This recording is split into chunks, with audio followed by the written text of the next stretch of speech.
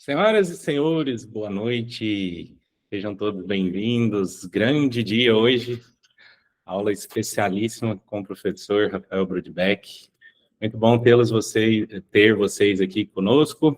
Rafael, super pontual, já está aí também, vai conversar com a gente. Queria apresentá-lo para quem não o conhece.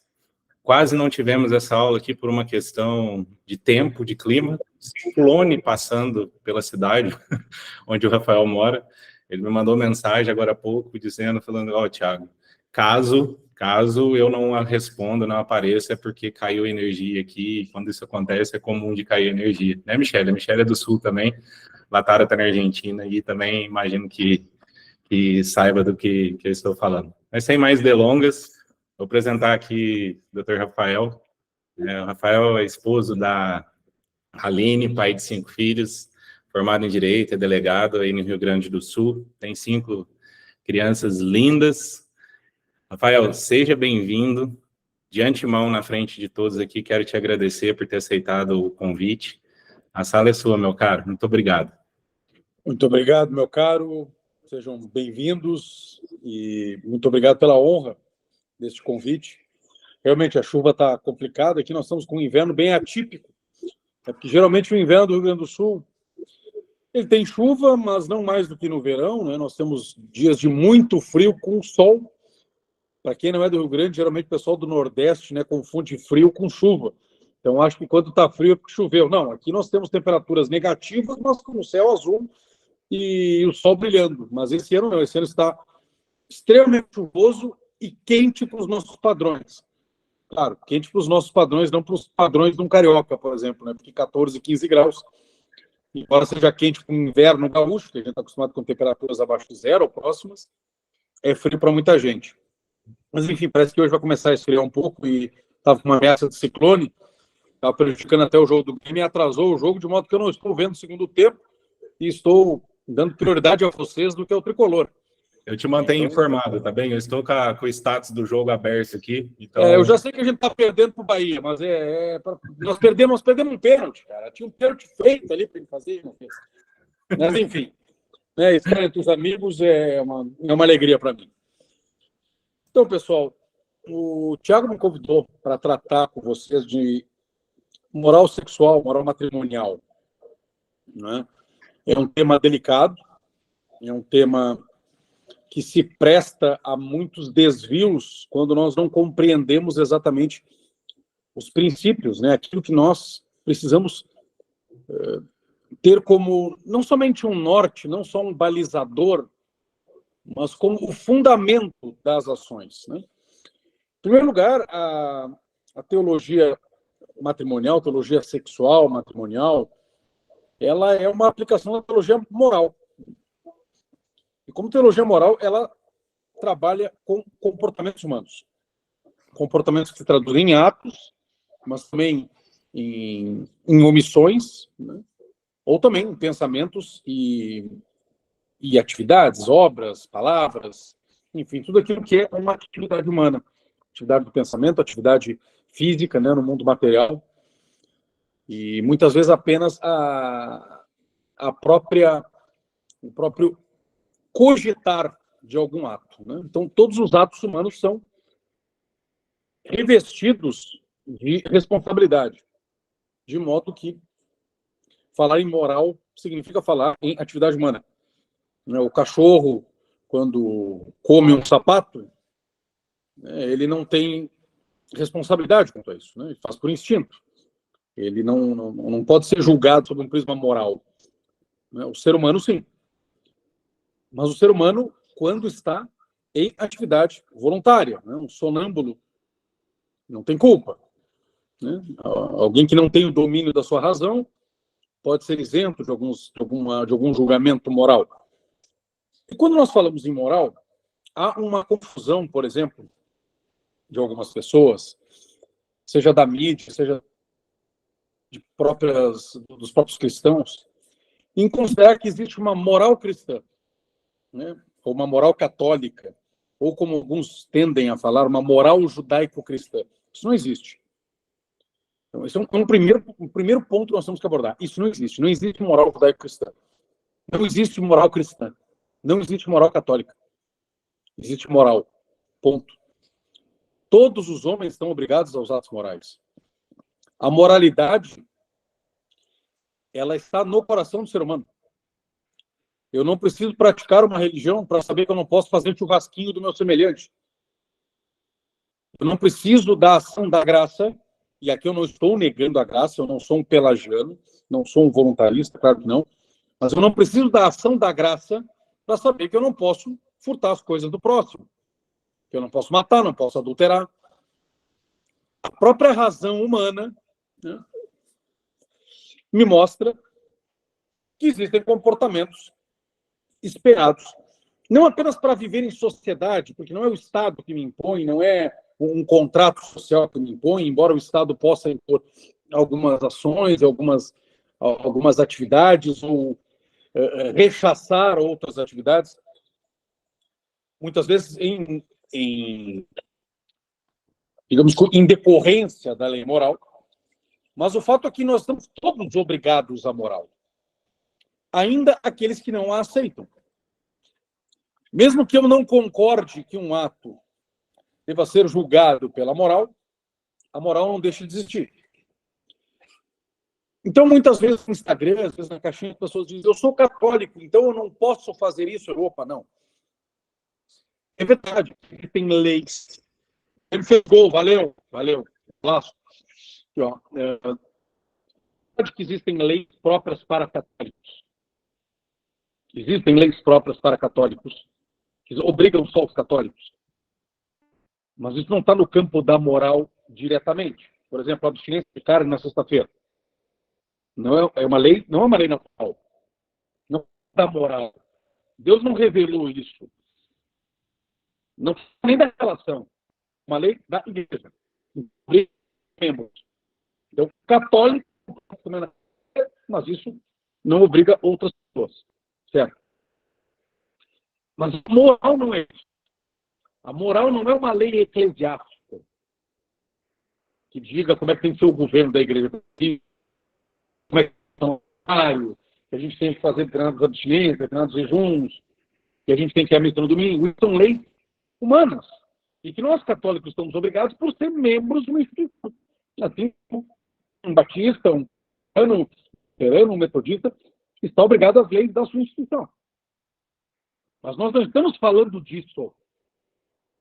Estamos falando de moral, daquilo que é para todo ser humano e que nós encontramos na própria natureza das coisas. E a teologia moral, sexual, matrimonial, ela não estuda leis que a igreja impõe aos seus fiéis. Ela é uma teologia moral, ela estuda os comportamentos humanos naquele ponto específico, no caso do matrimônio, no exercício da sexualidade do matrimônio, de acordo com a própria natureza do matrimônio. De acordo com a própria natureza dos atos sexuais e para que eles servem.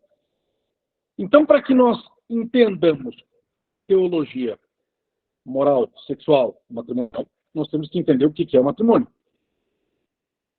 E temos que entender o que é o ato sexual e para que ele serve. Se ele é um ato humano, ele tem uma finalidade. Se nós fôssemos robôs, não teria uma finalidade. Nós estaríamos simplesmente cumprindo uma programação.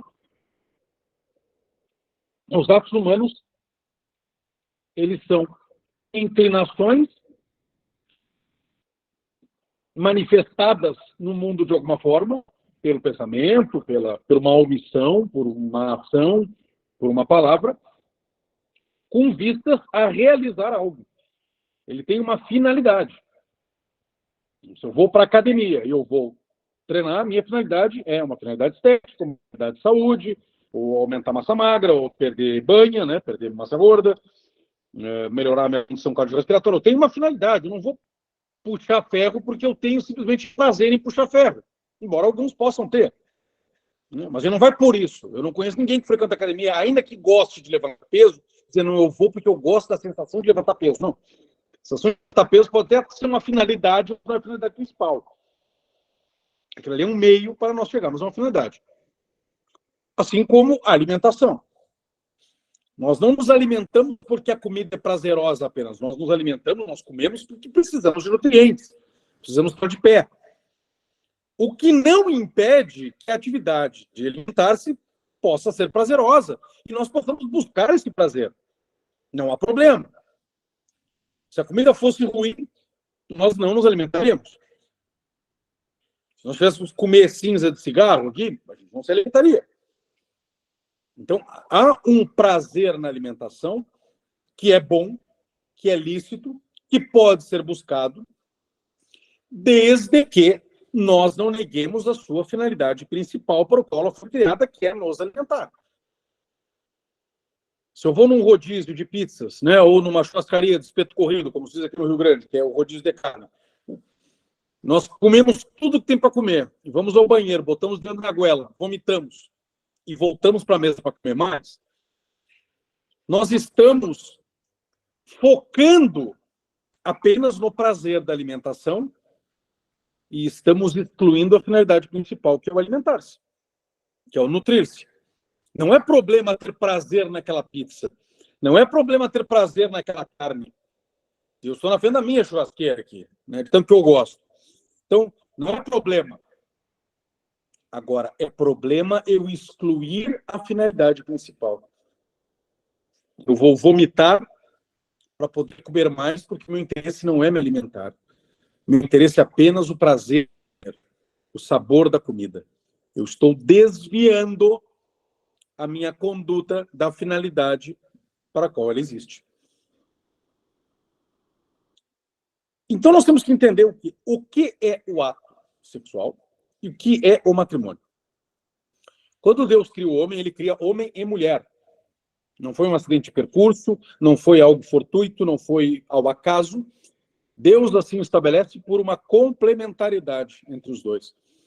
E uma complementaridade que é física, em primeiro lugar, é física, e dessa complementaridade física flui uma complementaridade também psicológica, uma complementaridade antropológica, uma complementaridade emocional. Tudo converge e acaba sendo simbolizado também pela complementaridade física. Mostra, inclusive, a distinção entre o homem e a mulher, que é evidente no nível material, que é evidente no nível físico, mas que isso simboliza uma distinção entre ambos, não na sua dignidade, porque a dignidade é igual entre homem e mulher, mas demonstra uma distinção antropológica, uma distinção emocional, uma distinção psicológica. Edith Stein, que era uma filósofa judia, se tornou freira carmelita e foi canonizada com o nome de Santa Teresa Benedita da Cruz, foi presa em campo de concentração nazista. Ela muito estudou sobre a distinção do homem e a mulher e o que significava toda a expressão dos órgãos, por exemplo, sexuais femininos como um símbolo da sua psicologia própria. O Papa João Paulo II continuou essa reflexão. Alice von Hildebrand, que é a teóloga, era filósofa, mulher de Dietrich von Hildebrand, também um grande teólogo, estudou sobre isso também.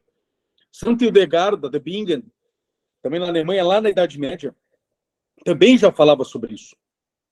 E ela falou de maneira tão profunda que ela, sendo uma freira virgem, expressou, estudou e ensinou o que é o orgasmo feminino, por exemplo. Tamanha a profundidade que ela tinha no conhecimento filosófico da coisa. Ora, nós podemos ver que, claramente, os órgãos sexuais masculinos, o órgão sexual masculino, ele é visível, né?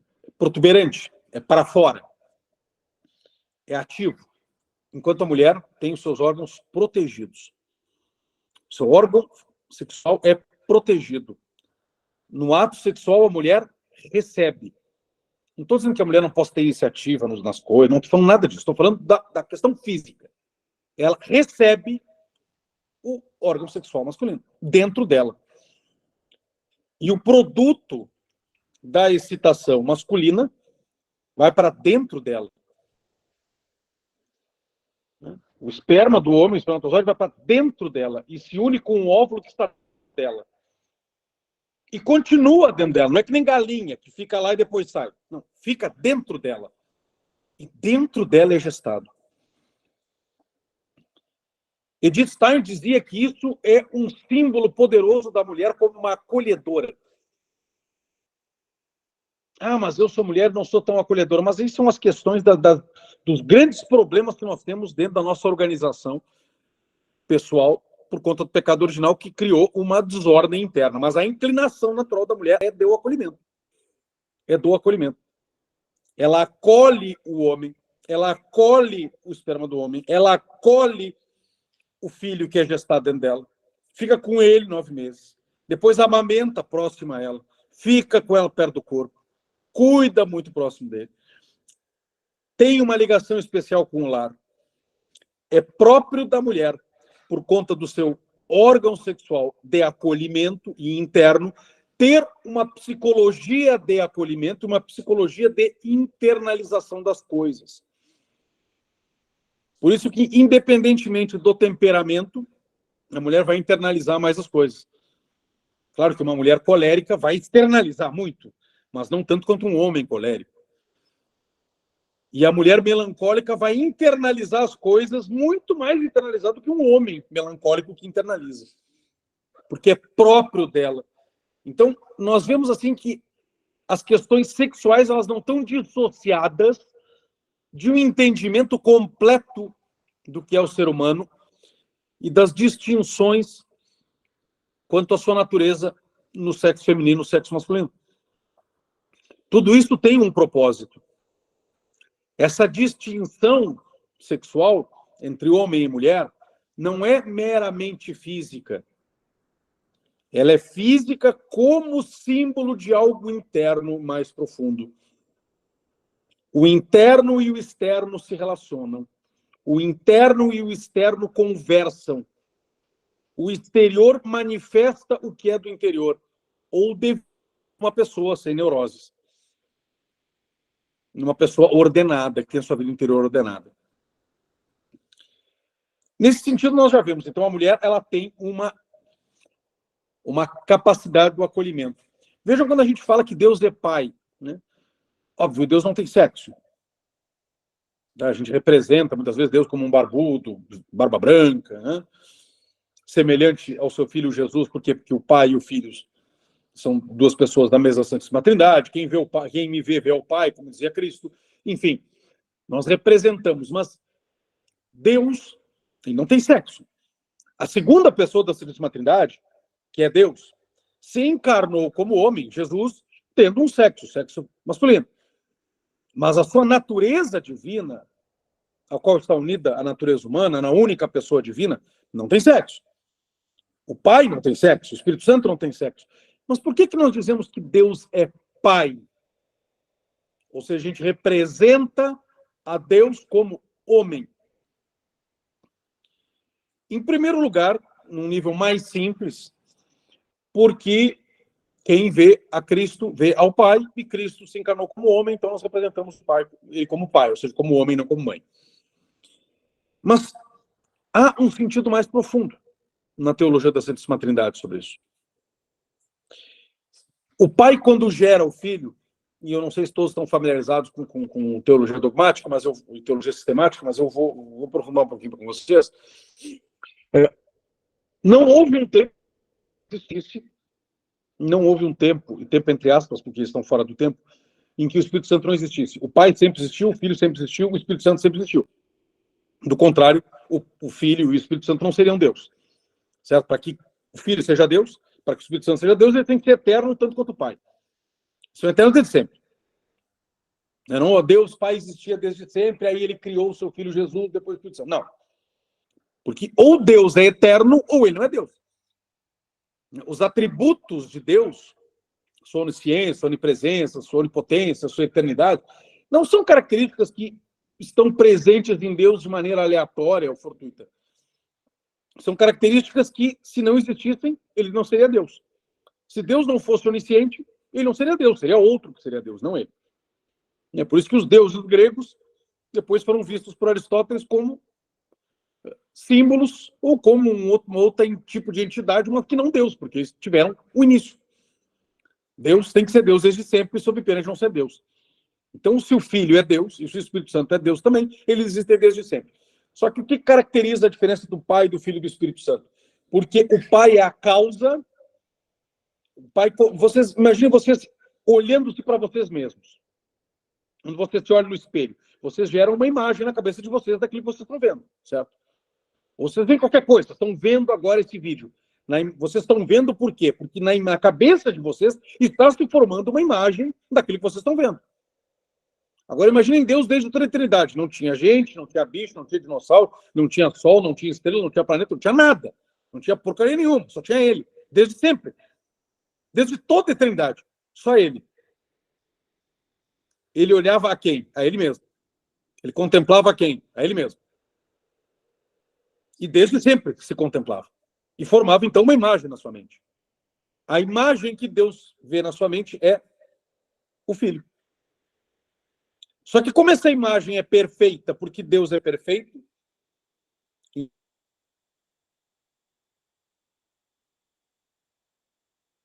e mesmo também é Deus, que é o Filho. E porque ele vê a imagem, ele ama a imagem, porque a imagem é perfeita. E a imagem, como é perfeita, também tem capacidade de amar, ama quem tem a imagem. Então, desse amor entre o Pai e o Filho, esse amor é perfeito também. Se ele é perfeito, ele é Deus e é o Espírito Santo. Você poderia falar horas sobre isso aí, Santo Agostinho falou sobre isso aí, Santo Hilário, né? São Basílio. Mas o que eu quero dizer com isso? Que o Pai, então, ele não recebe o Filho. Ele tem uma atitude redundante aqui, né? Uma atitude ativa. Ele gera o Filho. Por isso que ele é Pai. Por quê? Porque o homem, no ato sexual, ele é ativo. Não é ativo no sentido de procurar, que a mulher não pode procurar o homem. Não é esse o ponto. Ser ativo porque ele que penetra na mulher. É o homem que entra na mulher. Ele é o ativo na mulher. A mulher é a receptiva, que ela recebe aquilo que é do homem. E aí nós já começamos a entender que o ato sexual, ele não é qualquer coisa de simplesmente buscar prazer. Porque envolve uma compreensão psicológica e antropológica muito mais profunda do que simplesmente um pênis entrar numa vagina. Porque é símbolo de uma riqueza tão grande que motiva a que nós chamemos a Deus de Pai. E que motiva que Deus tenha criado essas distinções antropológicas, psicológicas e físicas, expressando o antropológico e o psicológico. É Deus, então, que cria uma complementaridade. Se Deus cria uma complementaridade, é porque ele quer que haja essa complementaridade, ele quer que haja essa união. E esta união entre um homem e uma mulher, Deus criou já nos primeiros pais e chamou de casamento. Isso é o casamento. É a união entre um homem e uma mulher, de maneira a se tornarem um só. Lá no Gênesis nós vamos ver, né? Deixará o homem a casa do seu pai, de sua mãe, se unirá à sua mulher e os dois serão uma só carne. É uma só carne mesmo, é um só. Se torna um só. Sem perder suas individualidades, sem perder suas personalidades, nós somos vistos como um só. E vejam que quando a gente fala em homem e mulher serem uma só carne, não é apenas uma poesia. Isso se dá fisicamente no ato sexual. Porque a carne do homem entra na carne da mulher. De modo que essa acoplação sexual mostra que eles estão como um só naquele momento. Porque é parte do órgão de um homem, está dentro do órgão de uma mulher. E que desta entrega, do qual não está excluído o prazer, pelo contrário, há uma capacidade de geração de vida.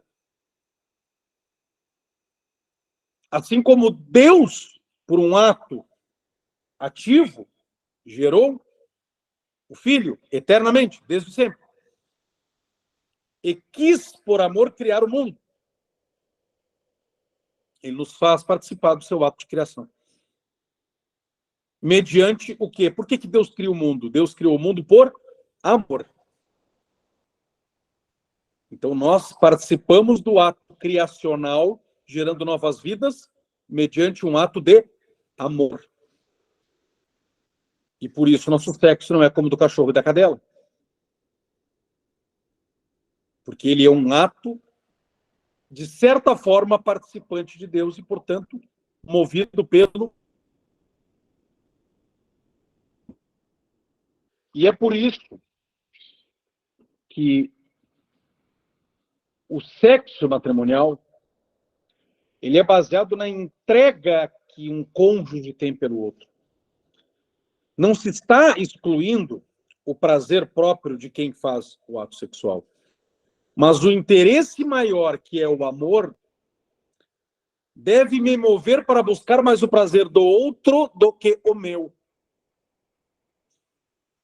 Quantas vezes a gente vê por aí, nós vemos uma sociedade degenerada, em que todo mundo faz sexo toda hora com qualquer um, de qualquer jeito, tem experiências, enfim, e comentam, pessoas que não são cristãs, comentam, né? Depois que casa, o sexo acaba. Por que fazem isso? Porque fazem sexo antes do momento, né? Fazem sexo antes do casamento. Ora, o que é a relação sexual? A relação sexual, ela, assim como a comida tem um fim principal da alimentação, ainda que a gente não exclua o prazer, o sexo tem como finalidade principal a geração da prole. O que não quer dizer que esteja excluído o prazer, que esteja excluído a busca do amor. Claro que não. Está tudo junto, está tudo englobado. Mas para que tenha a prole, para que tenha filhos, eu tenho que ter um lar. E esse sexo tem que ser uma entrega. Se eu tenho entrega, eu tenho compromisso.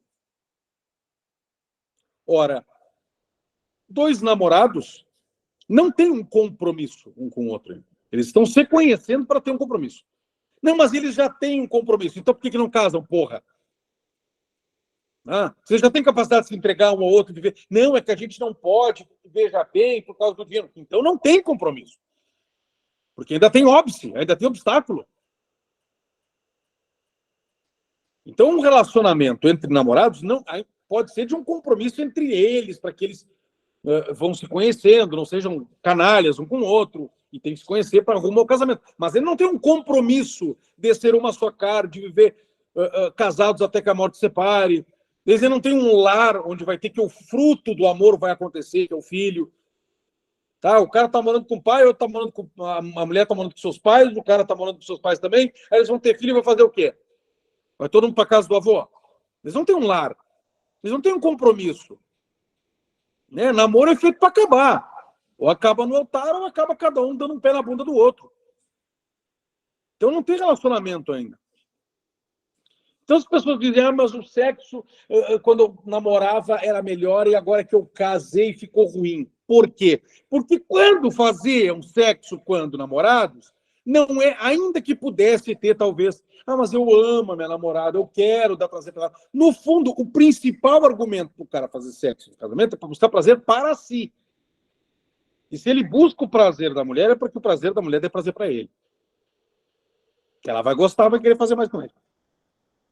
Então, o sexo entre namorados, por ser um sexo sem compromisso, e por ser um sexo que não está aberto ao fim principal do matrimônio, ele é um sexo egoístico.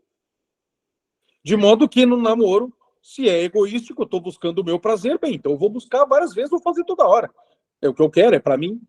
Agora, quando casa, e começa a vir trabalho, conta, criança, fralda cagada, rotina, já que eu estou buscando para mim, e eu estou cansado por conta de tudo isso aí, o sexo esfria. Porque eu estou em primeiro lugar. E se antes eu estava em primeiro lugar, mas eu não tinha responsabilidades, eu podia ter sexo toda hora. Agora que eu tenho outras responsabilidades, e eu sou o meu centro, bem, agora o meu centro está me chamando para descansar. Porque eu trabalho, porque eu cuido de criança, então não é o outro.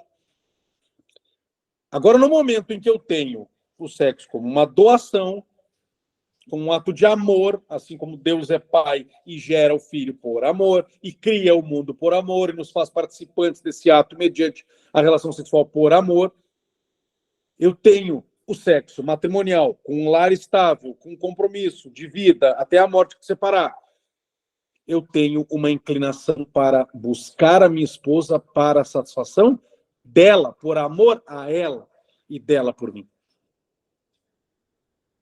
E aí não vai acontecer a desculpa de a gente não tem mais tanto sexo ou o sexo não é mais tão bom. Por quê? Porque eu coloco a minha mulher em primeiro lugar, então eu vou continuar buscando. E ela coloca a mim em primeiro lugar, então eu vou continuar me buscando. Porque os critérios do namorado são diferentes dos critérios do esposo. Só há uma diminuição da intensidade ou da melhora ou da performance do sexo no matrimônio em comparação a algum sexo eventual sem casamento, quando nós nos colocamos como nossos critérios e não como nós colocamos como uma entrega ao outro. Porque o homem ele não é ativo simplesmente porque ele entra. Assim como a mulher também não é só receptiva porque ela tem uma cavidade. Ela é receptiva porque isso simboliza a sua receptividade. O homem também é ativo no sentido de que ele deve envolver a mulher, ele deve proteger a mulher. Ela acolhe e ele a defende. Então, um vai sempre buscar o outro. Com isso, nós percebemos que a coisa não é como muitos pensam, não, é simplesmente uma relação de amor, e aí a gente tem relação quando a gente quer, quando a gente gosta, e escolhe os frutos que elas vão dar, que ela vai dar. Não, é um ato de compromisso, é um ato de amor, é um ato de entrega. E como todo ato de entrega, de amor, de compromisso, ele gera, ou tem a possibilidade de gerar frutos. E esses frutos são os filhos. Ora, o sexo, então, ele tem uma finalidade. Na verdade, a igreja diz que ele tem duas finalidades, né? Mas essas finalidades não podem ser dissociadas. A natureza pode dissociar. Né? A mulher não está fértil. É a natureza trabalhando. O homem não é fértil. É a natureza trabalhando. Mas eu não posso dissociar. Porque senão seria como entrar num rodízio e vomitar a comida para voltar a comer de novo. Eu estou dissociando as finalidades. E como nós sabemos que isso é uma finalidade? Bem, todo ato humano, eu falei, ele é passível de juízo moral. Ele tem que ter uma finalidade. Ele é movido para algo. Eu não vou fazer churrasco numa churrasqueira para botar comida fora. Tem uma finalidade. Fazer o churrasco. Fazer as pessoas comerem. Eu comer. Ser uma ocasião de celebração. Não vou fazer churrasco para ver, olha que carne bonita, legal, agora eu dou pro cachorro. Não. Ele tem uma finalidade. Eu não estou dando aula aqui porque simplesmente eu gosto de falar. Eu estou dando aula aqui por quê? Porque eu fui convidado, quero formar vocês. Tem uma finalidade esse meu ato. Todos os atos têm uma finalidade. Quer saber se a finalidade é correta? Quando eu vou no banco armado, eu sou delegado de polícia, a minha finalidade é o quê? Me proteger e proteger outras pessoas porque eu sou policial. Agora, quando um vagabundo entra num banco armado, a finalidade dele é outra. Quer dizer, então, todos os nossos atos têm finalidades. Mas umas finalidades são boas, outras finalidades são ruins, de acordo com a coordenação das coisas, com a própria natureza. Ora, o casamento, além disso, é um símbolo, não só da relação interna da Trindade, ali, do Pai com o Filho, e o amor entre eles e o Espírito Santo, mas o casamento também, isso se deduz não da teologia, mas da própria natureza das coisas, ele é um símbolo de Deus com a sua criação. Porque Deus cria por amor e recebe o amor da sua criação. E isso gera vida. Fim de jogo, 1-1, vai para os pênaltis. Valeu. Então, isso gera vida. E quando Deus constitui a primeira aliança lá com Noé, e depois renova essa aliança com Abraão, com Isaac, com Jacó, e consolida esta aliança com Moisés, ele inúmeras vezes vai dizer, inclusive pelos profetas, que a relação que ele tem com Israel, com o povo escolhido, é uma relação de casamento. É uma relação de casamento. Tanto que ele compara, muitas vezes, o povo de Israel, quando vai buscar outros deuses, quando vai ser idólatra, com adúlteros, com uma relação adulterina, como quem que é casado e vai buscar prostitutas. Deus diz que o relacionamento que ele tem com Israel é um relacionamento de casamento. Por quê? Porque o casamento acaba sendo um símbolo da relação de Deus com o seu povo. Deus estabelece uma aliança com o povo, assim como o homem e a mulher estabelecem uma aliança entre si. O que é uma aliança? A aliança é um pacto, é um contrato, que então impõe deveres, obrigações, direitos de um para com o outro. O homem e a mulher fazem isso. Eu não estou querendo reduzir o matrimônio a um contrato como faz um contrato de compra e venda. Eu vendo o carro, tu compra o carro. Não é isso. Mas é um contrato de deveres baseado no amor, mas não deixa de ser um contrato. Eu me comprometo com a minha mulher a agir assim assado. E ela se compromete a agir assim assado. Da mesma maneira, Deus se compromete com Israel a abençoar e fazer com que o Messias venha desse povo. E Israel se compromete em ser fiel à aliança. E um vai ser fiel ao outro. E Deus inúmeras vezes diz pelos profetas que se, ainda que Israel seja infiel, que vai buscar outros deuses, eu não desonrarei a minha palavra. Porque o homem é infiel, mas Deus é leal, Deus é fiel à sua palavra. Isso na antiga aliança. Agora, na nova aliança, nós como cristãos, a nossa aliança agora não está baseada numa manifestação de Deus a um homem como Moisés, ou Abraão, Isaac, Jacó. Ela está baseada no derramamento de sangue, não de novilhos, de terneiros, de cabritos, de cordeiros, mas o derramamento de sangue do próprio Deus, que é o Filho, que se encarnou e se tornou homem e morreu na cruz por nós. Nosso relacionamento agora na nova aliança com Deus é baseado no sangue do seu próprio Filho. É baseado não na revelação de Deus para com o homem, Moisés, mas na revelação de Deus para com o homem que não deixa de ser Deus, que é Cristo. E que nos incorpora a Ele pela graça.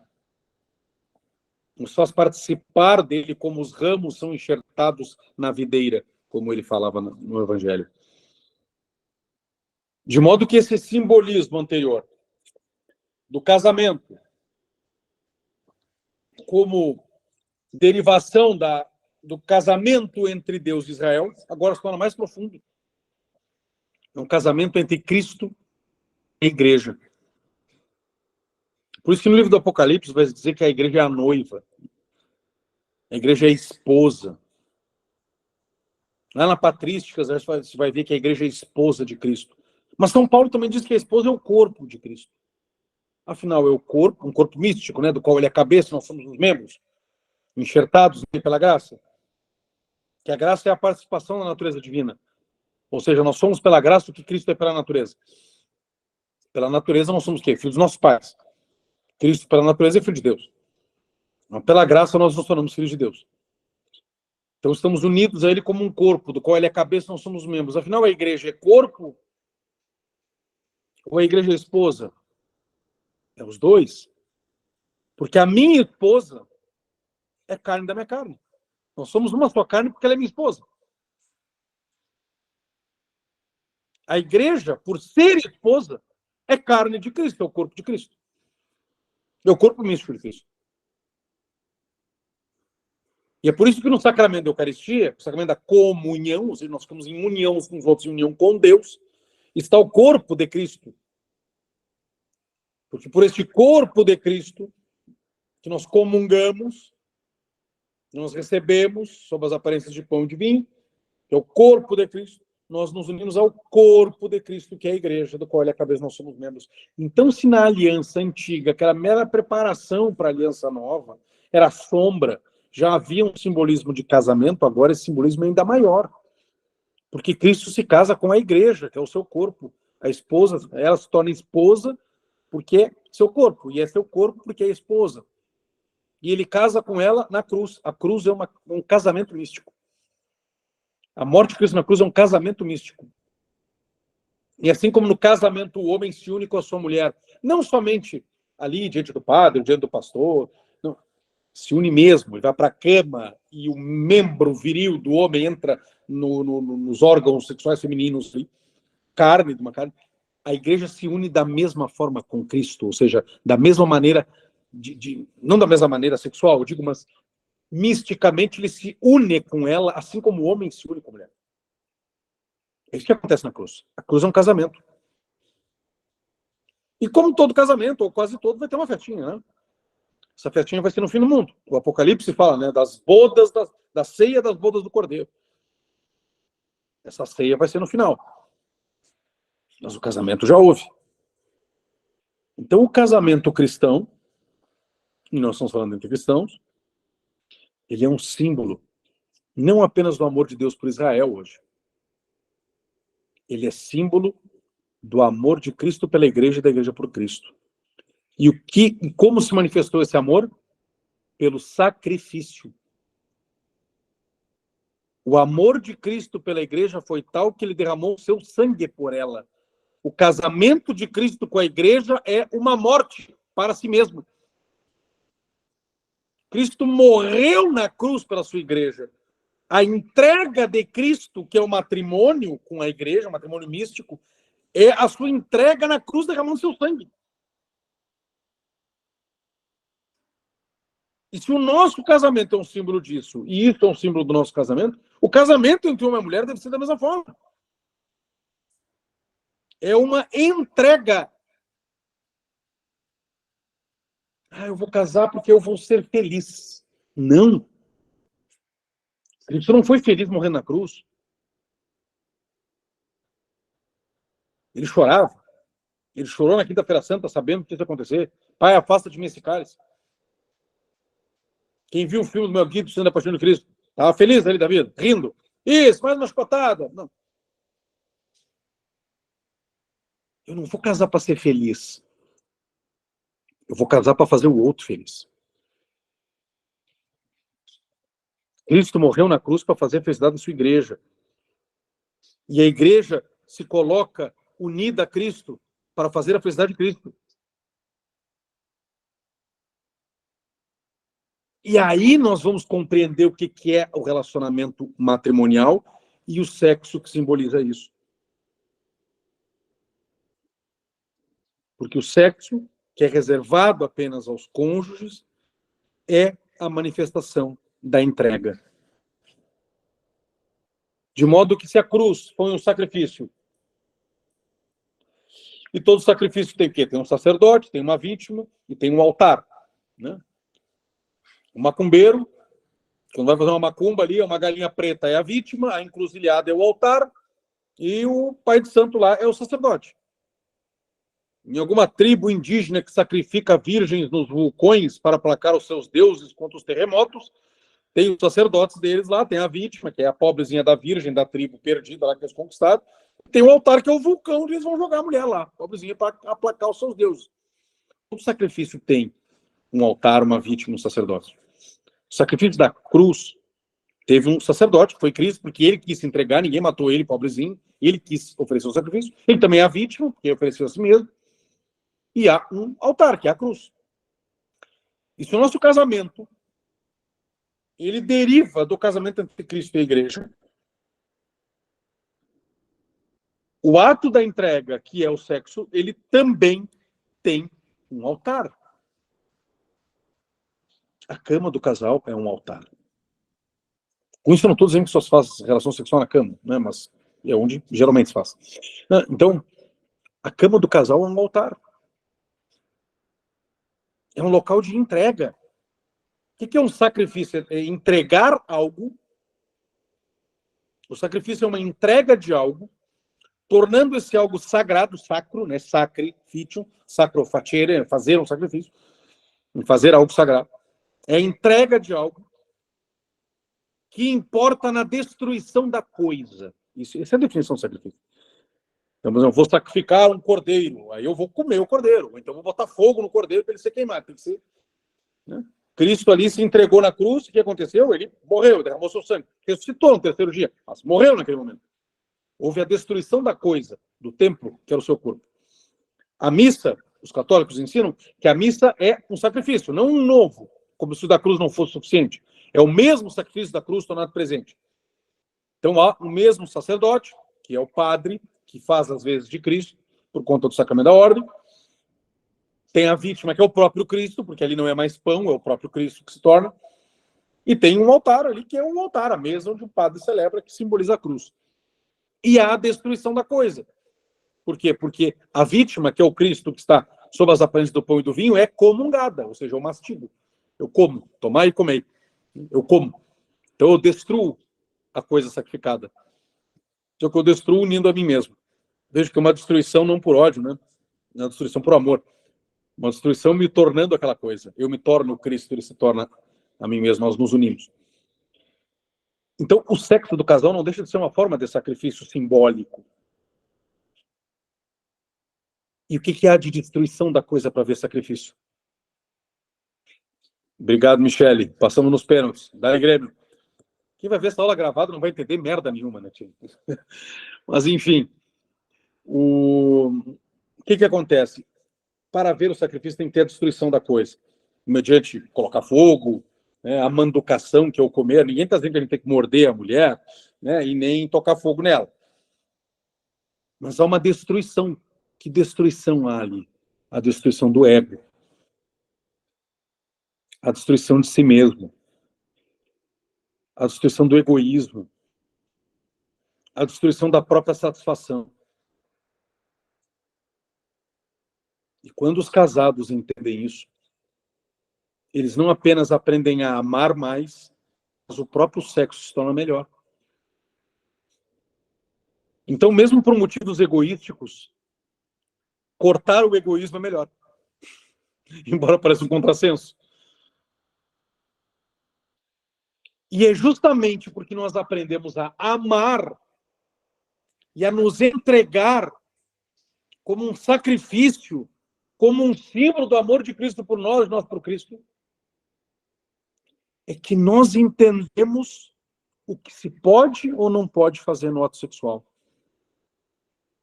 E o que se deve esperar dele, o que não se deve esperar, e o que se deve evitar ou não evitar. De modo que, se realmente nós destruímos o ego, nós não temos medo de que da relação sexual venha filhos. E aí nós entendemos que ir na churrascaria e vomitar de novo é contra a natureza das coisas. E fazer sexo com a nossa esposa, e nos entregarmos a ela, e destruirmos o ego, e procurarmos o seu bem por amor, necessariamente vai gerar amor. E esse amor que é gerado são os filhos. De modo que se eu os impeço, colocando uma barreira artificial, eu estou, de alguma forma, ainda impregnado de egoísmo e não estou manifestando um amor total. Porque um amor que tem medo não é amor. Um amor que evita o fim próprio da natureza não é amor. Um amor que busca a sua própria satisfação não é amor. Se eu quero simplesmente usar a minha mulher para fazer bizarrices que eu vi em filme pornô, eu só quero usar buracos que não foram feitos para aquilo, eu estou buscando a minha satisfação. Não uma busca de amor. Então, a igreja não vai dizer, por exemplo, a teologia moral não se faz por uma tabelinha Excel, tá? Que a gente, tal coisa, aí vem o resultado do lado ali. Não é assim. A gente usa princípios. Tá? Então, as pessoas, mas pode, por exemplo, para a gente entrar assim, então são todos adultos, né? Pode sexo oral, por exemplo? Ora, por sexo se entende um ato completo. Então, sexo oral da mulher no homem, a ponto do homem ejacular na boca da mulher ou fora da vagina, tá errado. Porque é um desvirtuamento da coisa. Não tem útero na garganta, né? Agora, pode haver o mesmo ato da boca da mulher no órgão sexual do marido, no contexto da relação, ou com preparação para ela, não havendo ejaculação fora do lugar. Mas é a mesma coisa? Não. A igreja, os teólogos moralistas chamam isso de carícias orogenitais. Na prática é a mesma coisa, tá? Só que o fim é outro. Porque eu não fico esperando que nas amígdalas tenha óvulos, né? É apenas uma preparação. Eu posso ter momentos de intimidade com a minha esposa, porque se o amor humano, ele importa nisso, né? O amor de cachorro e de cavalo, né? Eu sou criador de gado, né? Criador de ovelhas, a gente família do negócio, então estou acostumado com o bicho, né? O cavalo vai lá, monta na régua, depois vai embora pastar, e ela vai pastar também. Não tem carinho. O sexo humano, o amor humano tem carinho, porque ele é manifestação de amor.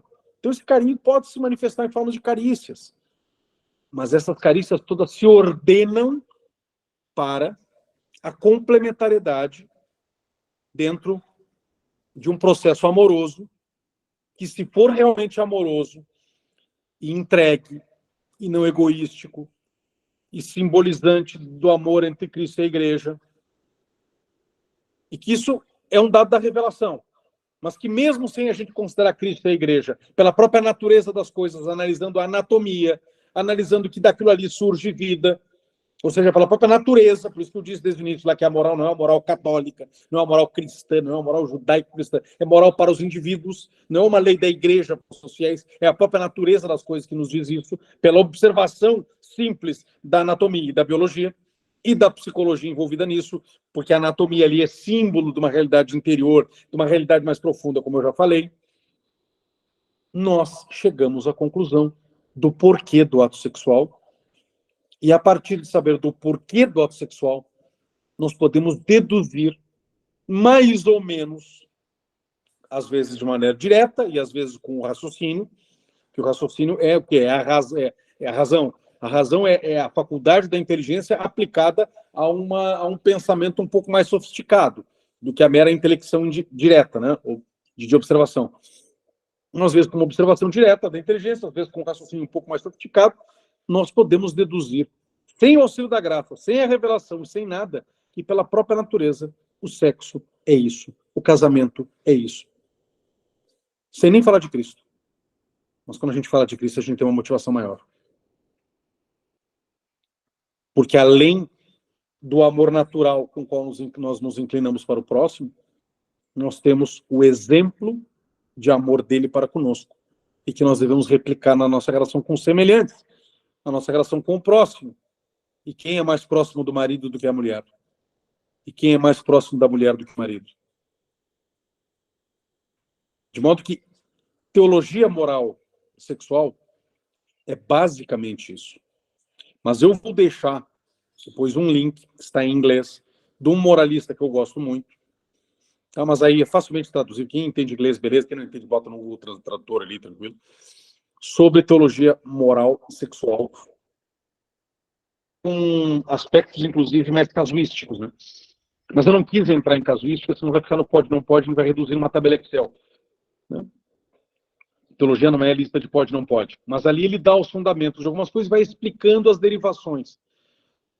E se eu fosse explicar aquilo ali, já não teria uma aula, né? A gente teria um curso completo sobre isso aí. Então eu vou deixar esse link para vocês, depois ali com o Thiago, ele vai passar para vocês depois. E eu acho que vai, se vocês lerem esse texto, à luz do que eu falei aqui, as coisas vão fazer muito sentido.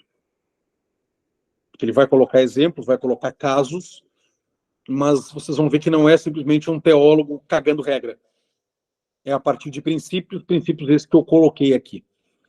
Além disso, também tem a Humanae Vitae, para quem quiser ler, e a Familiares Consórcio, e a Casta Connubii, eu também vou deixar os links desses documentos da igreja, que mostram muito bem o que é o matrimônio, o que é o amor matrimonial, o que é o sexo, o que é entrega, e se vê que a igreja não é contra o sexo, a igreja não é contra o prazer sexual. Esses dias eu fiz até uma enquete no Instagram, assim, o sexo aí eu botei, matrimonial, o sexo matrimonial as opções eram santificante ou tolerado por Deus. Quase metade disse que era tolerado. O que é tolerado? A gente não tolera o bem, né? Eu não tolero o bem. O bem eu quero, eu amo, eu aprovo. A gente tolera o mal. O mal menor diante de um mal maior. Né? Então, eu não tolero a minha esposa. Eu amo minha esposa. Né? Eu posso tolerar um comportamento ruim de alguém em vista de um comportamento pior ainda de outro. Então, o sexo matrimonial não é tolerado por Deus. Como se fosse, tá, é ruim, mas foda-se. Não, não é isso. Ah, já que tem, né? Ah, a gente vai ter que fazer, porque é a única forma. Como se Deus, assim, vamos ter que... A gente tem um crucifixo no quarto, vamos cobrir o crucifixo para fazer sexo. Por quê? É feio. Se você cobrir o crucifixo, Deus não vai olhar. O olho dele está no crucifixo, não está em toda parte, ele não é onipresente. Vocês acham que vocês entram no banho e Deus fecha os olhos, porque ele não quer ver o tico? É isso? Não. O sexo é desejado por Deus entre o marido e a mulher. Ele é santificante. Ele é parte do sacramento do matrimônio. Tanto que o sacramento do matrimônio, ele se realiza ali no altar, mas ele se consuma na primeira relação sexual. Se consuma. Como sacrifício, se consome. Se manduca. Então, quase metade de dizer que é meramente tolerado significa uma visão negativa do que é o sexo. Mesmo entre cristãos. Eu atendi uma vez em mentoria uma moça e disse, eu não tenho vocação religiosa. Eu sinto que eu devo casar, mas eu tenho medo de desagradar a Deus. Eu, onde, minha filha? Na cama. Eu, por quê? Tu vai fazer alguma coisa bizarra? Não, mas veja bem, eu e meu marido... Aí eu tive que conduzir, né? Explicar, e tudo, 1 hora conversando. Entrando. E ela entendeu e viu, meu Deus, é uma coisa linda. Eu, o sexo dos filmes, não precisa nem ser pornográfico, esses filmezinhos, assim, de adolescente, o coração fica quentinho, o estômago tem borboletas, aí ela abre as pernas pro cara. Isso não é sexo. Isso é satisfação pessoal. O sexo do marido e da mulher, aberto à vida, com amor, me interessando pela minha mulher, se interessando por mim. Por mim. E que não começa agora, que depois que terminar a live, aqui a aula, eu vou subir, minhas crianças estão dormindo, eu vou fazer umas orações, eu vou para a cama e dizer, e aí, vamos lá? É agora, Grêmio, vamos lá. Não, não vou fazer isso. O sexo começa no meu bom dia, lá às 5:30 da manhã com a minha mulher. Começou quando eu acordei cedo, fui para umas orações às 5:20, depois fui para o meu treino, testosterona, né? De noite poder dar, entendeu? Então, testosterona. Fui para o treino. E quando eu cheguei, era a hora da minha mulher ir para o treino. Porque aí a gente alterna até a hora da empregada chegar. A empregada chega às 8:30. Então, até essa hora, eu vou para a academia e depois ela vai. E tinha que levar a minha filha no colégio. Quem leva é a minha esposa, porque ela vai às 7:30 e já fica ali para o treino. E ela disse, eu fiquei até tarde, porque ela foi para a fazenda, nós temos fazenda, né? Ela foi até a fazenda ontem, teve que dar ordens para os empregados, e ela acaba pegando junto no trabalho, e desmontaram todo um negócio lá num galpão, uma coisa lá, e chovendo, tá bom.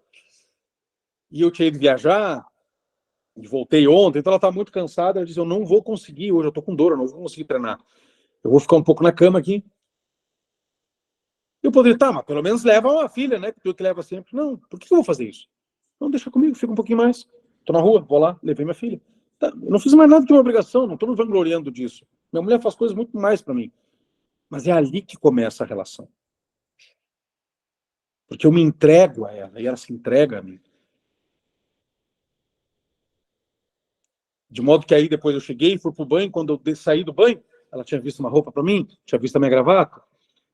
Um vai se entregar pro outro. De modo que depois a penetração e o orgasmo é apenas a consequência de todo um dia feito em função do outro. Não em função de mim mesmo. Porque o cavalo não faz isso para a égua. Nem a égua para o cavalo. Ela libera o sanguezinho e o cavalo vai atrás. É só isso. É só isso. Não é uma prostituta que eu vou lá e pago e vou para um lugar. Ou uma namoradinha que a gente espera que o pai vá viajar e eu vou na casa dela. Não, é entrega. E entrega amorosa. E por isso não pode estar dissociada da consequência do amor. É por isso que muitas vezes algumas pessoas ficam chocadas quando a gente diz eu amo, a gente tem que amar mais o nosso cônjuge do que os nossos filhos. Não, mas tem que amar os filhos primeiro, porque o casamento acaba. O casamento não acaba, vocês que separam. Mas o casamento não acaba, só acaba na morte. E eu não sou carne da minha carne com os meus filhos. Pelo contrário, eu saí da casa dos meus pais, e portanto o amor deles por mim continua, mas o meu pai continua com a minha mãe. O meu sogro continua com a minha sogra. Nós dois, eu e minha esposa, saímos da nossa casa e fizemos a nossa casa. E os nossos filhos vão sair da nossa casa e nós vamos continuar. Então eu não espero que a minha mãe e meu pai me amem mais do que a si mesmo. Eu quero que eles amem mais a si mesmo do que a mim. Porque eu amo mais a minha esposa que os meus filhos. Quero que meus filhos amem mais os seus cônjuges do que os seus filhos do que a mim. Não significa que filho com feio eu cagar. Porque eu amo mais a minha esposa. Não. Não é isso. A gente tem que ter prioridades. E também dizer que ama mais não quer dizer que a gente tem um amor menor. É uma questão do entendimento do que é esse amor. Deus ama todos nós de uma maneira infinita. Infinita. Mas ama mais Nossa Senhora. Mesmo que nos ame de maneira infinita. Porque ela é mãe do seu Filho Jesus Cristo. Porque ela foi plenamente fiel, muito mais do que nós somos. Porque ele a escolheu para uma missão que ele não escolheu para nós. E além disso, o principal argumento. Eu amo os meus filhos. Eu amo os meus filhos. Mas este amor que eu tenho pelos meus filhos nasce porque eles existem. Eu não poderia amar filhos que não existem. Mas eles só existem porque eu amei minha mulher. Eu e minha mulher nos amamos, geramos os filhos e podemos amar nossos filhos. De modo que o amor pelos filhos nasce de um amor anterior, que é o amor entre homem e mulher. E este amor manifestado no sexo, ele tem que ser aberto a essa possibilidade de novos amores, sob pena de eu pensar somente em mim. Ou então de me fazer uma conspiração com a minha mulher para que nós só pensemos em nós e não pensemos na consequência desses atos de entrega. Vejam, Cristo na cruz, ao se casar com a igreja, ao morrer na cruz por nós, ele gerou vida. Não gerou? Vida sobrenatural pela graça. Que Cristo morre na cruz para nos tirar do pecado, nos tirar da inimizade com Deus e nos colocar no estado de justiça. Nós éramos ímpios e pela graça, pela morte de Cristo, nos tornamos justos. Nós éramos inimigos de Deus e nos tornamos filhos de Deus. A união entre Cristo e a igreja na cruz, quando Cristo morre por nós, gera vida sobrenatural pela graça. A união entre o homem e a mulher gera vida natural. Se nós quisermos uma relação sexual que seja estéril por nossa culpa, que não gere vida, é a mesma coisa que Cristo morrer na cruz sem nos levar para o céu. Cristo morreu pela cruz e não perdoa nosso pecado. Este é o ponto. E é isso que nós temos que compreender se nós realmente queremos entender o que a igreja e o que a própria natureza ensina a respeito do que é o matrimônio. Espero que tenha ficado claro e fico à disposição de vocês. Muito obrigado. Fantástico, Rafael. Olha, mais cedo eu perguntei nos grupos, né, para que eles mandassem perguntas, para eu trazer algumas perguntas para você, que englobam um pouco do tema, não profundamente falando assim da questão sexual, mas tanto do matrimônio. Então, teve várias perguntas sobre segunda união e etc. A primeira que eu gostaria de fazer é se você poderia explicar um pouco, né, não muito longo, sobre sanação radical e aonde ela se aplica. Tá. Aí é uma questão mais de direito canônico, tá? Sanação radical significa sanar é salvar, né? Curar. E radical vem de raiz, né? Sanatio in radice, em latim, né? Então, sanar na raiz. Isso é uma questão de direito canônico pelo seguinte: como é um sacramento, né? O sacramento tem que ter elementos para que seja válido, né? Eu não posso batizar com Coca-Cola, né? Eu não posso pegar Coca-Cola aqui e derramar. Eu te batizo no Pai do Filho do Espírito Santo. Não, tem que ser com água, né? Eu não posso consagrar a Eucaristia com bolacha Maria, tá? Tem que ser pão. Uhum. Tá? Não é com cerveja, com vinho. Da mesma maneira, existem elementos no matrimônio. Nós não vamos entrar aqui em teologia sacramental, mas existem elementos no matrimônio. Um desses elementos aí é o consentimento. Existem outros elementos. Né? Todo sacramento tem matéria, tem forma, tem intenção e tal. E também, por além de ser sacramento, ser um contrato, e os noivos é que são os ministros, né? Assim, quem é o ministro do sacramento da confissão? É o padre que absolve. Quem é o ministro do sacramento da comunhão, da Eucaristia? É o padre que consagra. Quem é o ministro do sacramento da ordem, de ordenar? É o bispo, que ordena um outro padre, ordena um diácono, ou ordena outro bispo. Quem é o ministro do sacramento do matrimônio? É o padre ali celebrando? Não. São os noivos. Esses são os ministros. O padre é alguém que assiste em nome da igreja para que não haja bagunça. E aí sim, uma lei só da igreja, tá? É uma lei só para os fiéis católicos, batizados católicos.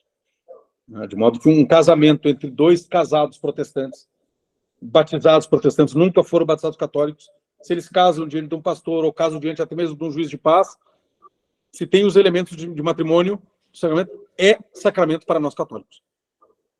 Aí esse casal protestante se converte, o católico não precisa casar, ele já está casado. Tá? Perfeito. Agora, para católicos,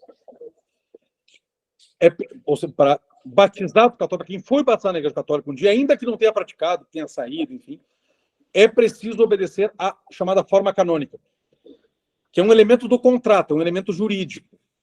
Mas como o contrato e o sacramento são uma realidade só, a igreja não legisla sobre sacramento, tá? Sobre o próprio sacramento, que isso aí foi dado por Deus, mas ela legisla sobre o contrato. Só que nesse caso o contrato e o sacramento são uma coisa só, de modo que a igreja legislando sobre um vai influir sobre o outro. Né?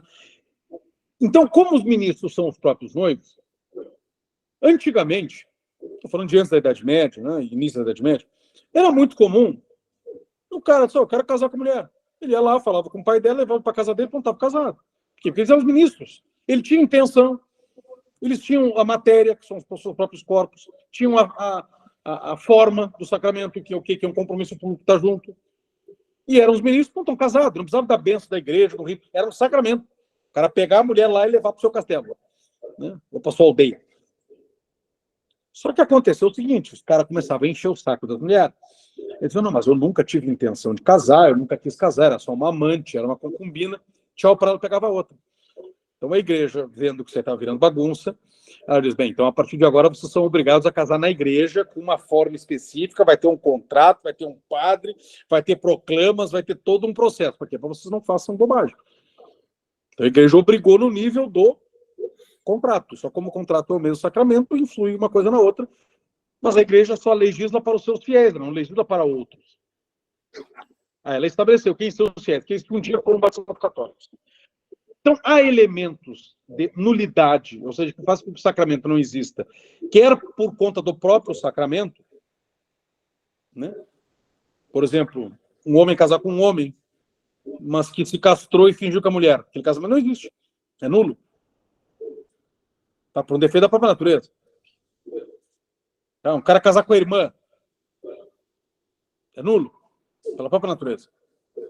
Mas existem outros defeitos, outros vícios que são no nível jurídico, mas que influem na nulidade do sacramento, que são uma coisa só. Por exemplo, não obedecer à forma canônica.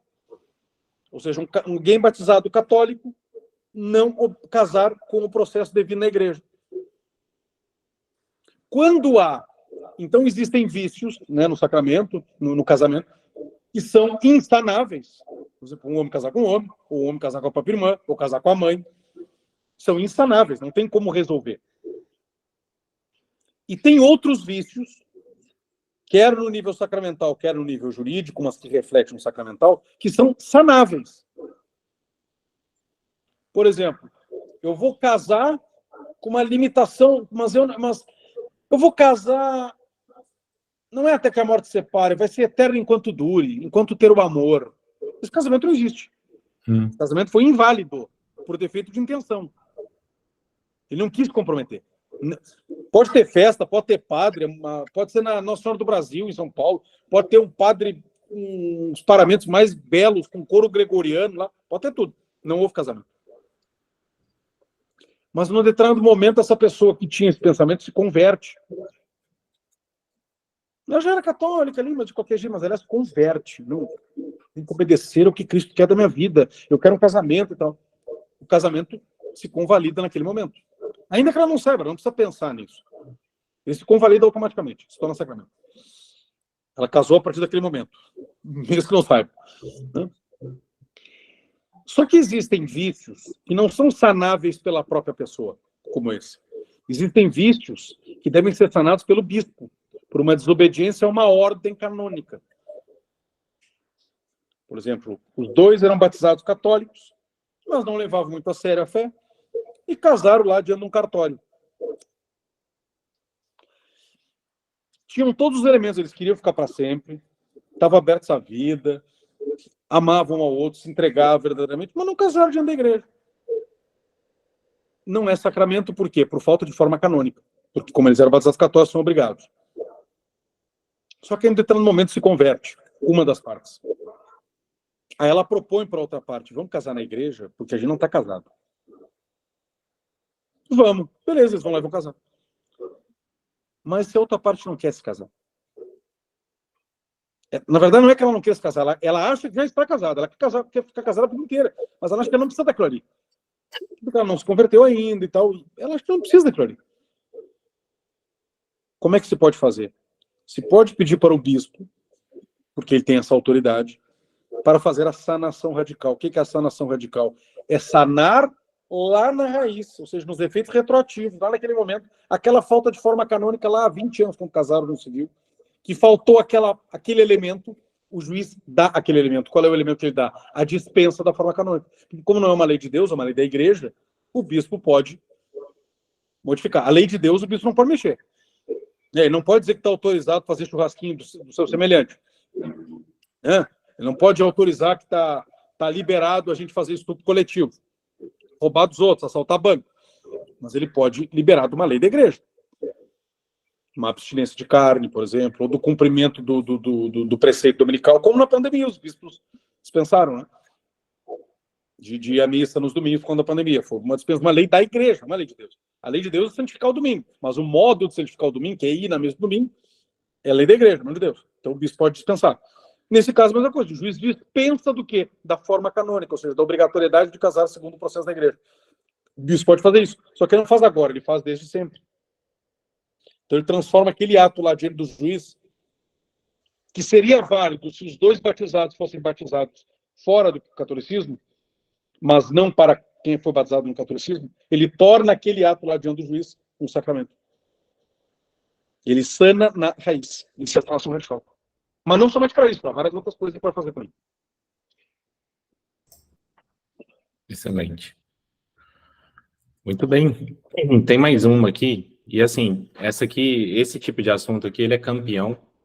Quase 100% aqui das pessoas que estão aqui são alunos do Jorge, então, né, estão tratando pessoas em construção matrimonial, etc. Então, essa questão nulidade, questão segunda união, meu casamento é válido ou não. Aí tem uma pergunta aqui. Tiago, Sim. posso fazer uma pergunta só em relação à sanação radical? Rosane, por favor.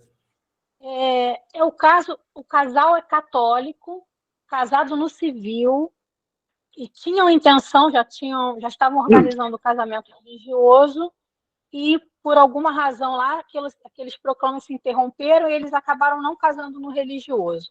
Agora o marido decide sair de casa.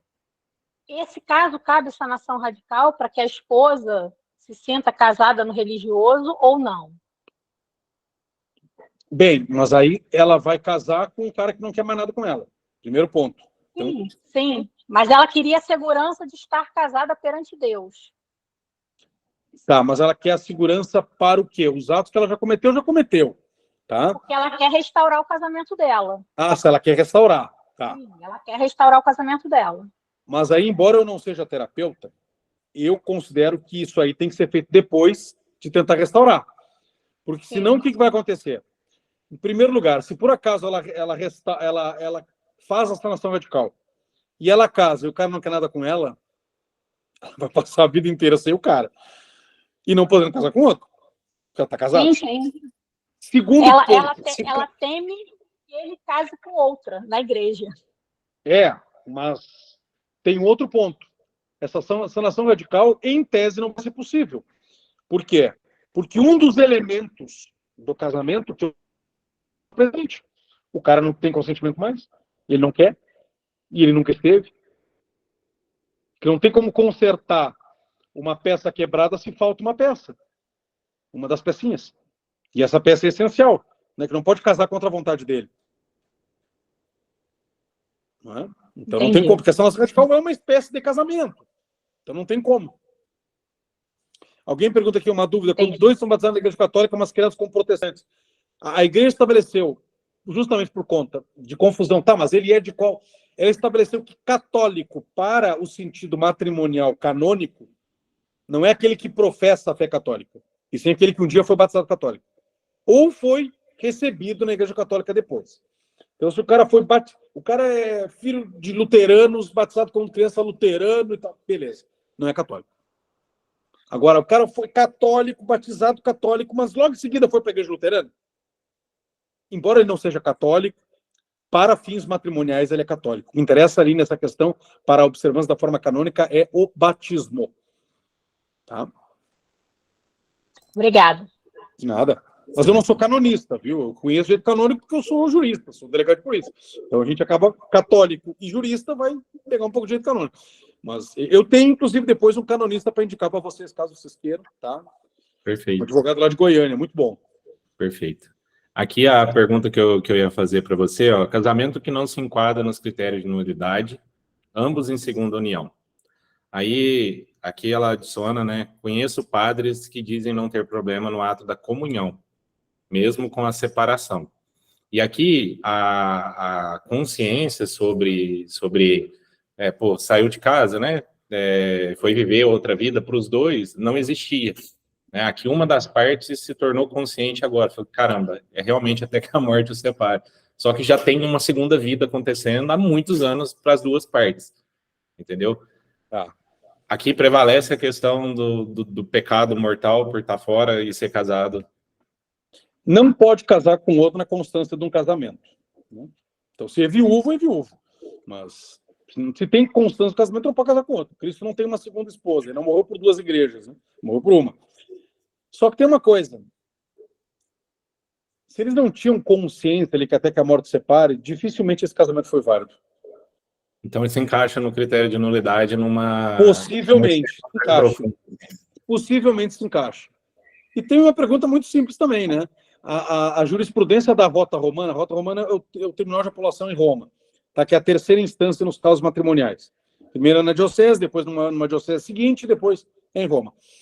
A jurisprudência da Rota Romana é unânime ao dizer que a limitação temporal de filhos pode ser causa de nulidade. Então, se a gente investigar, é muito fácil achar. Agora tem uma coisa.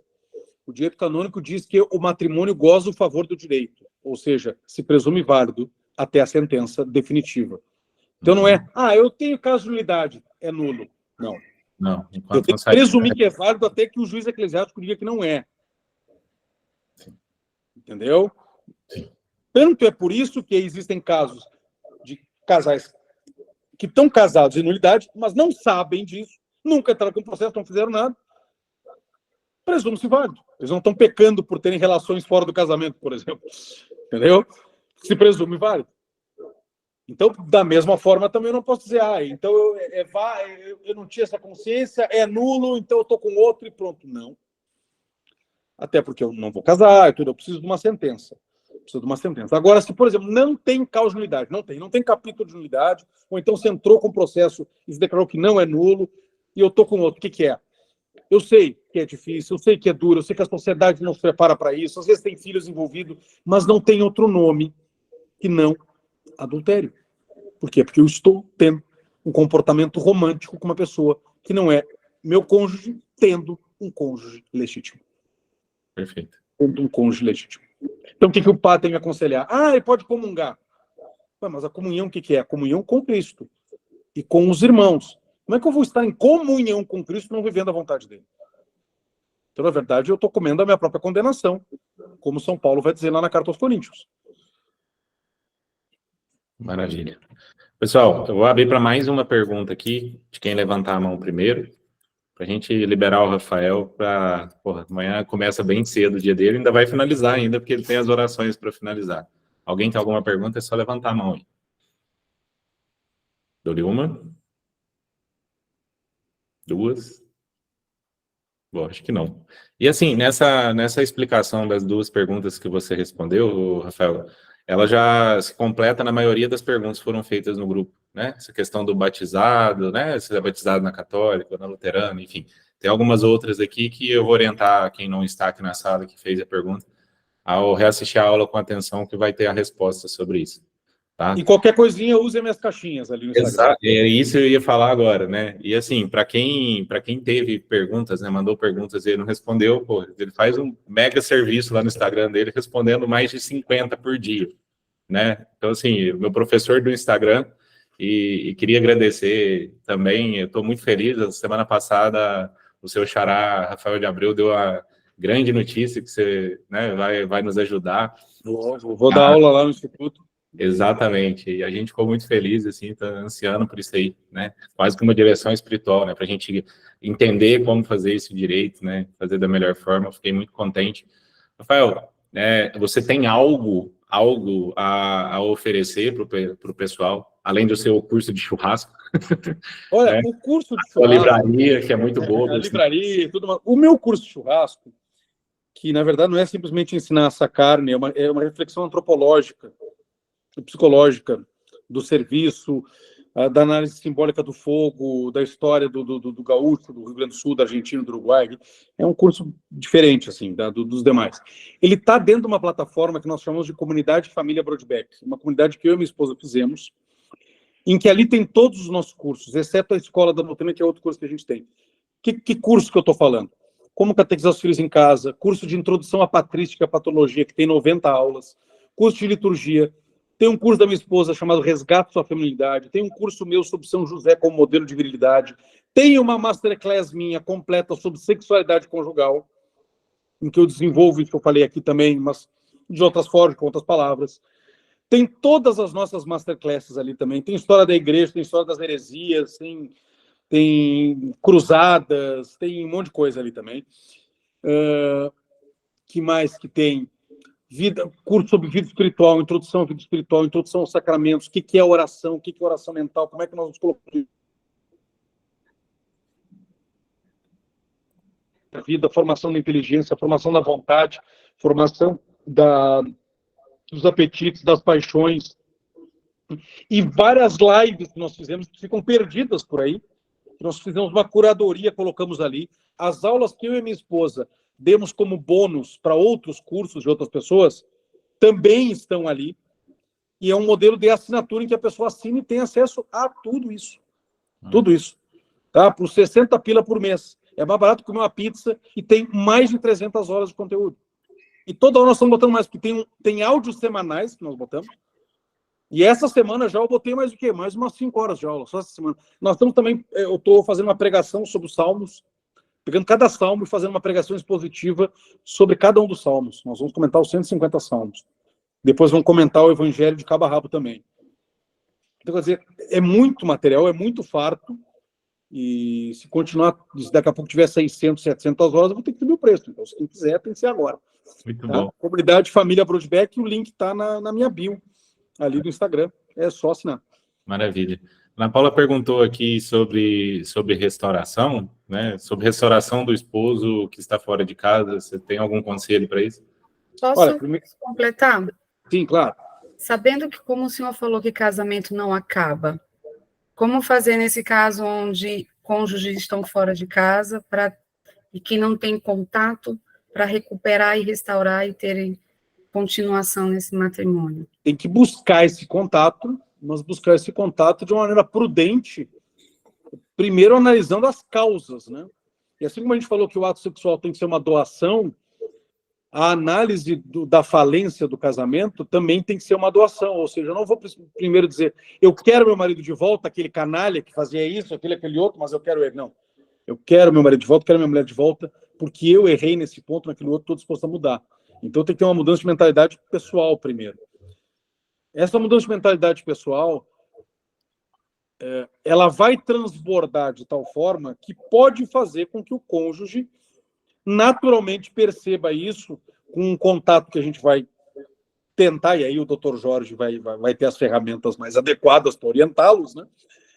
Mas é entender que o copo ele só vai transbordar quando ele está cheio, né? Então, quer dizer, a restauração do casamento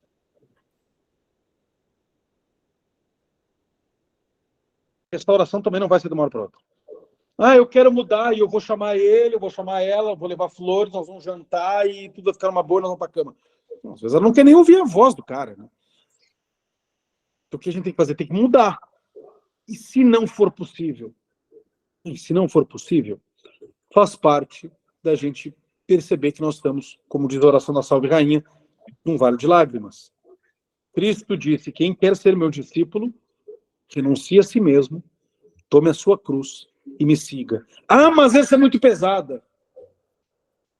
A minha, que não é essa, são outras, também são pesadas para mim. Cabe a mim levá-las. Ou ir para o inferno. Aí eu escolho. Muito bom. Rafael, muito obrigado, né? Mais uma vez, já te falei isso, acho que umas 30, mas eu queria te agradecer mais uma vez. É uma satisfação recebê-lo aqui. Tem grande parte do pessoal vai assistir gravado depois. Bobo deles teve essa oportunidade de ouvir isso aqui pessoalmente.